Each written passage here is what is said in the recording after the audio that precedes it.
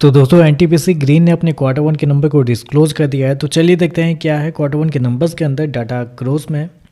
तो देखिए पिछले क्वार्टर की बात करते हैं तो पिछले क्वार्टर में कंपनी 622 करोड़ का रेवेन्यू जनरेट की थी ऑपरेशन के थ्रू। पिछले साल 578 करोड़ के आसपास, जबकि अभी देखें तो बढ़ के 680 करोड़ आपको जाता हुआ देखने को मिला। तो साल दर साल जाते हैं तो साल दर साल कंपनी के रेवेन्यू के अंदर लगभग बोल सकते हैं 16 से 17% के आसपास की तेजी आपको देखने को मिल रही है। वहीं अगर क्वार्टरली बेस पे जाते हैं तो क्वार्टरली बेस पे भी कंपनी के रेवेन्यू के अंदर लगभग 9 से 10% के आसपास का जंप है। तो कंपनी का रेवेन्यू देखें तो आपको साल दर साल क्वार्टर बढ़ता हुआ देखने को मिल रहा है।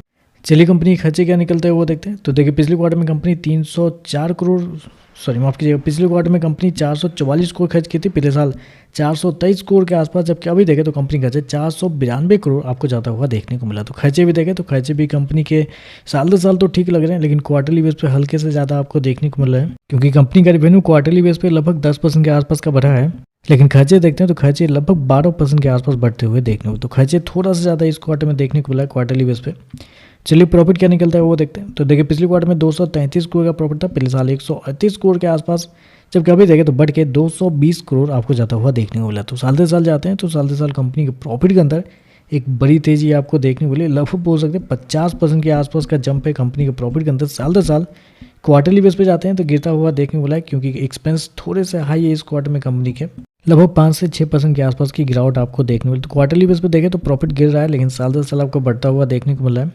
और अगर कंपनी के मार्जिन की बात करते हैं तो देखिए पिछले साल कंपनी का जो मार्जिन था वो था आपका 23.87। पिछले क्वार्टर की बात करते हैं तो पिछले क्वार्टर में 37.45 था, जबकि इस क्वार्टर में देखते हैं तो कंपनी की जो मार्जिन है वो आपको 32.35 आपको जाता हुआ देखने को मिला। तो मार्जिन देखें तो साल दर साल बढ़ता हुआ देखने को मिला। बेसिकली जिस सेगमेंट में कंपनी काम करती है रिन्यूएबल में, तो इसमें आपको यूजली साल दर साल ही चेक किया जाता है, तो आप क्वार्टरली बेस को इग्नोर भी कर सकते हैं।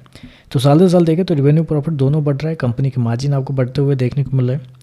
ईपीएस की बात करते हैं, पिछले क्वार्टर में 28 पैसे का, पिछले साल 24 पैसे का, अभी देखें तो 26 पैसे का आपको देखने को मिल रहा है। तो बस एक छोटी सी प्रॉब्लम यहाँ पे यही निकल के आ रही है कि कंपनी की वैल्यूएशन थोड़े महंगे आपको देखने में, मतलब पी जो अगर आप अब देखने के लिए जाएंगे करेंट वैल्यूएशन पे, मतलब 100 के ऊपर के पी पे शेयर आपको ट्रेड करता हुआ देखना, मतलब अब 30, 40, 45 के पी पे बहुत सारे रिन्यूएबल सेक्टर की कंपनी है, तो हम 100 के पी इसको क्यों दें। तो यही एक वजह है कि शेयर के अंदर तेजी आपको देखने को नहीं मिलती है। नंबर अच्छे हैं, नंबर में कोई दिक्कत नहीं, बस प्रॉब्लम हमेशा से इस कंपनी का ये रहा है कि वैल्यूएशन बहुत महंगे रहते हैं। तो देखते हैं इस बार क्या होता है इस नंबर के साथ।